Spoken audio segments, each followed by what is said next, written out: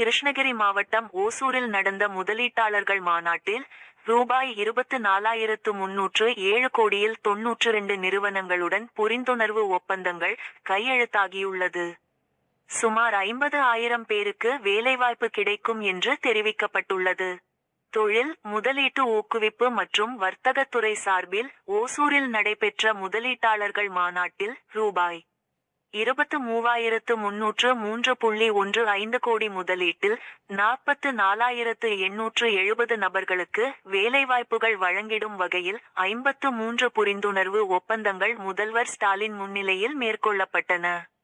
மேலும் குறு, சிறு மற்றும் நடுத்தர தொழில் நிறுவனங்கள் துறையின் சார்பில் ரூபாய் 1,003.85 கோடி முதலீட்டில் 4,483 நபர்களுக்கு வேலைவாய்ப்புகள் வழங்கிடும் வகையில் 39 புரிந்துணர்வு ஒப்பந்தங்கள் மேற்கொள்ளப்பட்டன.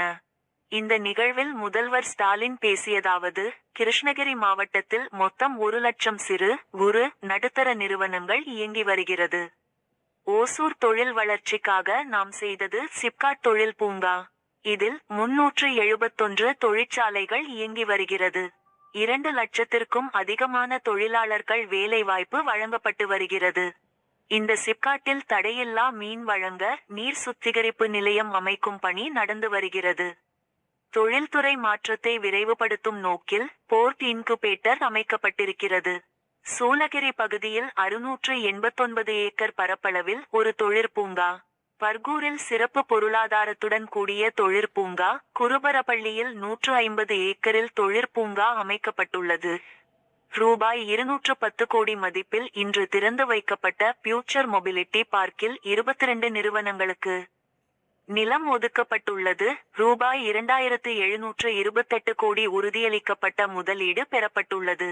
6,682 உறுதியளிக்கப்பட்ட வேலைவாய்ப்புகள் உருவாக்கப்பட்டிருக்கிறது. தேன்கனிக்கோட்டையில் பணியாளர்கள் தங்க 64 ஏக்கரில் தொழிலாளர் குடியிருப்பு கட்டப்பட்டு வருகிறது. ஜிசிசி எனப்படும் ஐடி நிறுவனங்கள், கல்வி நிறுவனங்கள், உயர்தர ஆராய்ச்சி மையங்களின் மையமாக ஓசூரை உருவாக்க திட்டம். அறிவுசார் வழித்தட திட்டத்தை செயல்படுத்த உள்ளோம். ஓசூரில் ரூபாய் 400 கோடி மதிப்பில் டைட்டில் பார்க் நிறுவப்பட இருக்கிறது. ஓசூர் விமான நிலையத்தை உருவாக்க முக்கியத்துவம். இந்த விமான நிலையம் ஓசூரை வளர்ச்சி பாதையில் அழைத்து செல்லும். பிற மாநிலங்களுக்கு சவால் விடும் நகரமாக ஓசூர் வளர்ந்துள்ளது என்றார்.